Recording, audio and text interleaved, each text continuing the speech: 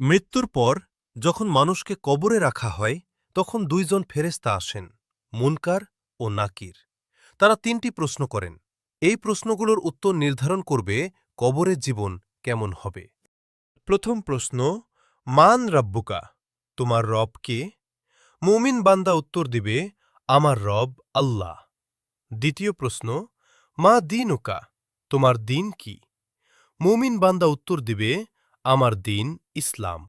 তৃতীয় প্রশ্ন, মা কুন্তা তাকুলু ফি হাজার রাজুল, এই ব্যক্তি সম্পর্কে তুমি কি বলতে? মুমিন বান্দা উত্তর দেবে, ইনি মুহাম্মদ সাল্লাল্লাহু আলাইহি সাল্লাম, আল্লাহর রসুল। যে ব্যক্তি সঠিক উত্তর দিবে তার কবর প্রশস্ত হবে এবং জান্নাতের সুবাস আসবে, আর যে উত্তর দিতে পারবে না তার কবর সংকীর্ণ হবে।